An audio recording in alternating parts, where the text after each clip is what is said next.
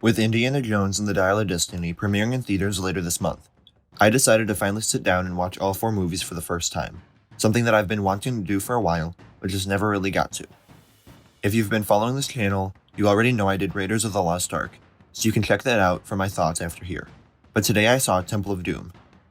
As a refresher to anyone who hasn't seen it in a while, the movie follows intrepid archaeologist Indiana Jones on the trail of fortune and glory in old Shanghai, as he is ricocheted into a dangerous adventure in India. With his faithful companion Short Round and nightclub singer Willie Scott, Indy goes in search of the magical Sankara stone and uncovers an ancient evil which threatens all who come into contact with it. This has the potential to be a very fun and goofy movie, if you're willing to look past some technical details and lots of stereotypes. These films came out in the 80s, and they really do show their age in some of the scenes. It may be because I'm only seeing them now as an adult, compared to something like Star Wars that I grew up on, but the special effects looked so much more obvious and outdated throughout this film than any other movie I can think of from the same time period.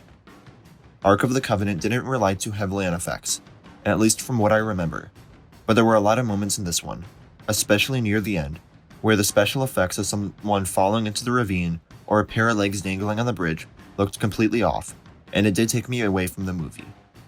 I was having a lot of fun with the story at the time, but the technical side of me couldn't ignore what I had just seen. While it was a major issue I had with the film, it doesn't worry me at all for what we're getting this year, because the effects should look much better, and the use of green screens shouldn't be as obvious.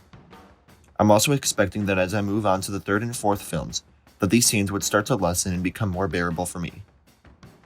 The action was also a bit funky, especially in the opening scene, which felt extremely long.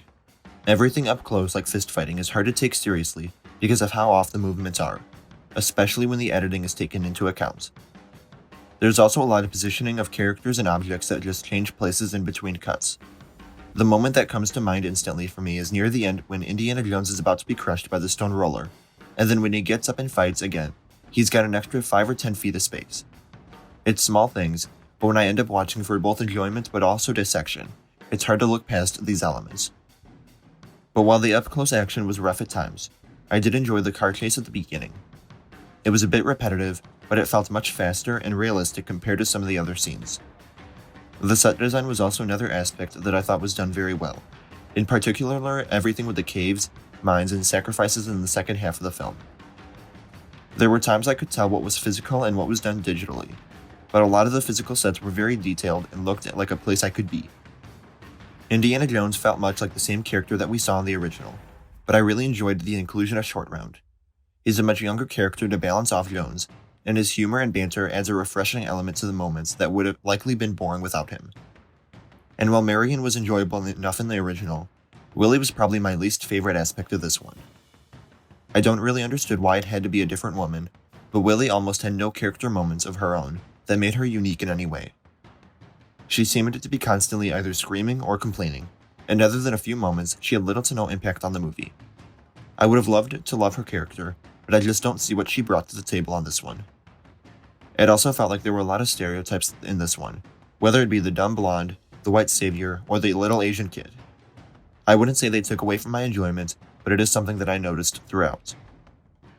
So basically my overall takeaway from this film, and the first 2 Indiana Jones movies as a whole, is that these movies are very wacky at times, and are not meant to be taken completely seriously. There are some production flaws that come with them at times, but it's meant to be a fun adventure rather than a perfectly crafted film. My viewing for the third Indiana Jones should be coming out in the next few days as we approach Dial of Destiny, so be sure to be on the lookout for that. Comment down below what you think of Temple of Doom, and what videos you'd like to see in the future. Remember to like the video and subscribe for more movie content, and follow me on my various platforms listed in the description. Thank you all for watching, and I'll see you again tomorrow.